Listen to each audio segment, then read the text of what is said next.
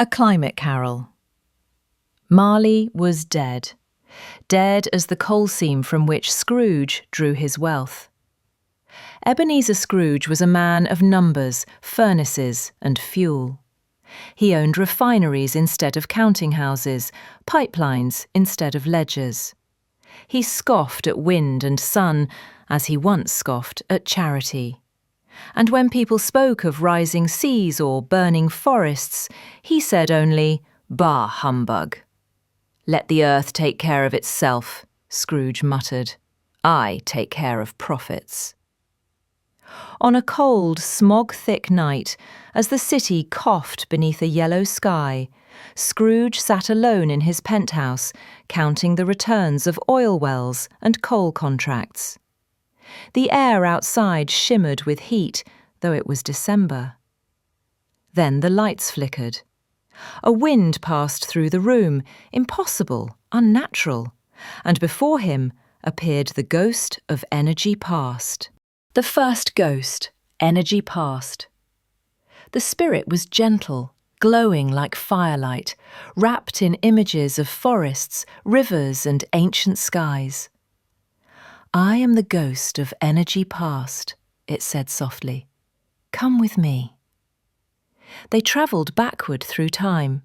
Scrooge saw a young world, clean and abundant. He saw people warming themselves with wood, then coal. Small fires at first, harmless, necessary. "This was when energy served life," said the ghost. "But watch." The scenes darkened. Smokestacks rose, cities grew choked with soot, rivers blackened. Scrooge saw himself younger, approving minds, ignoring warnings. "You knew," the ghost said, not accusing, only sad. "You were told what carbon would do. You chose profit over restraint." Scrooge tried to look away, but the spirit's light forced him to see melting glaciers, extinct animals, poisoned children. "I was only one man," Scrooge protested weakly. "One man," said the ghost, "with immense power." The vision faded, leaving Scrooge shaken. The second ghost, energy present. A booming voice filled the room, and the ghost of energy present appeared, towering, crackling with heat and lightning, cloaked in storm clouds and wildfire smoke. "Look upon the world as it is," thundered the spirit. They flew across continents. Scrooge saw flooded cities where families clung to rooftops. He saw farmers staring at cracked earth. He saw hospitals overflowing with those gasping for air during heatwaves. "Your fuel burns still," said the ghost, "and while you feast, others choke." They stopped before a familiar sight, Scrooge's own headquarters. Inside, employees whispered about layoffs while executives toasted profits. Outside, protesters begged for clean energy, for jobs that would not kill their children. The ghost pulled back its cloak, revealing two fragile figures beneath it. "These are ignorance and indifference," it warned. "Beware them both, but most of all, indifference, for it ends worlds." Scrooge fell to his knees. "Spirit," he cried, "tell me this can yet be changed." The ghost's voice softened. "That depends on what you do next." The third ghost, energy yet to come. The final spirit arrived silently. The ghost of energy yet to come was draped in blackened ice and ash, its face hidden, its presence colder than death. It showed Scrooge the future.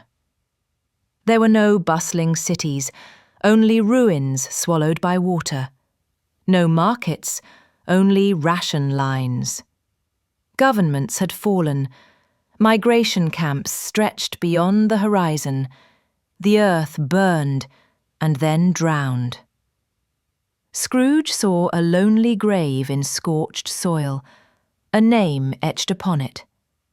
Ebenezer Scrooge, architect of collapse.